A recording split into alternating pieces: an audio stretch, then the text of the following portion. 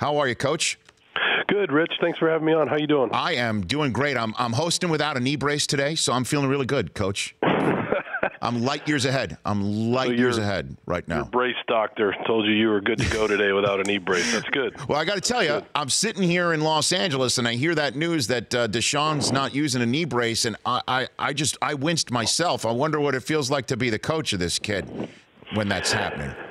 Yeah, no, I think he's come a long way. Obviously, he unfortunately he had injured a knee at Clemson, and at the same time, though, it gave him, in this instance, a chance to really understand what went into the rehab. And I think that he's, along with our medical team, have really done a good job of bringing him along at a good pace, but not a rushed pace. And I think towards the end of minicamp here, he was able to come out there and do some things without the brace. I think that's a good sign, and he's had a really good spring for us. Do you think he's gonna have that practice in games this fall? No knee brace out there in the fall? I think time will tell, Rich. I don't really.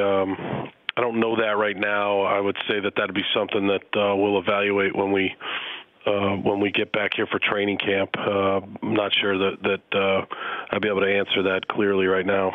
So one thing, and the times that I've gotten to meet your quarterback, and Deshaun Watson, he's such a good person. He's such a good kid. I mean, just everything about him, watching him on his first start on Thursday night in Cincinnati when he ran that one in from midfield, and just seeing him succeed like this. I mean, what is he like to be around and around his teammates, Coach?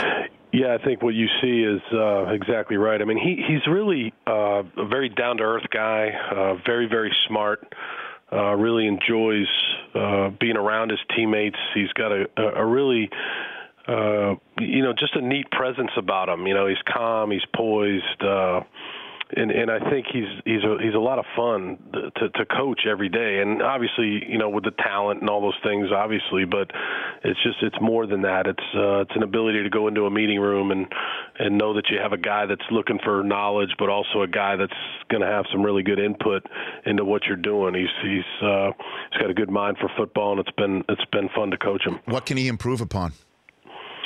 Well, I think there's a lot. I mean, I think that there's so many things that come with experience, Rich. I think the more he plays and the more he sees, the more he'll be able to improve. I think this spring we were able to improve in a lot of different areas. Obviously knowledge of our offense, knowledge of defense, and then he was able to do some things out on the field, like we talked about earlier in this conversation. He was able to go out there and do some 7-on-7 and individual drills, and I think that really helped him mechanically to be able to improve on some things. So I think he's the guy that will tell you right away that he's trying to get 1% better every day, and that's what you're looking for in that position. Bill O'Brien, Texans head coach, joining us here on the Rich Eisen Show. How's J.J. Watt doing?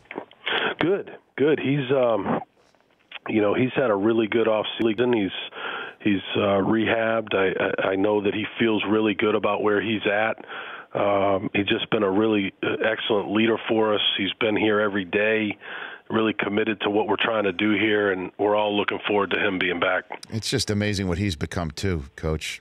I mean, this guy could run for mayor right now, I imagine, in that time. Mayor, try governor, probably. I mean, yeah, I didn't mean to limit him. You're right. No, I'm kidding. I just think that he's done so much for the community. I mean, you think about Hurricane Harvey, obviously. That was incredible what he was able to raise money-wise, and what he's doing with that money is incredible. But I think it's even more than that. He really is invested in this community. He does a lot for kids. He does a lot for the food bank of Houston. He does a lot for a lot of different areas in Houston, and I think he's obviously been a huge part of this city for a long time. How's Jadeveon Clowney doing?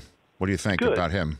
Good. I think he's on the way back. I think I think he's a guy that understands what he needs to do to be ready to go for training camp. He's told me that he'll be ready to go for training camp, and last year was the first year that he was able to play a 16-game season, which is really good. It's a big accomplishment for him because previous years the injuries kind of held him back, and he was able to show everybody what he could do last year in 16 games. So, I think it's important for him to be ready to go on July 25th, and he's guaranteed me that he will be. No, my longtime colleague, Pro Football Hall of Famer Warren Sapp, always tells me the front end and the back end of the defense have to play together. They're connected. And now you got a really good one, Tyrann Mathieu, back there. How does he fit in to this program?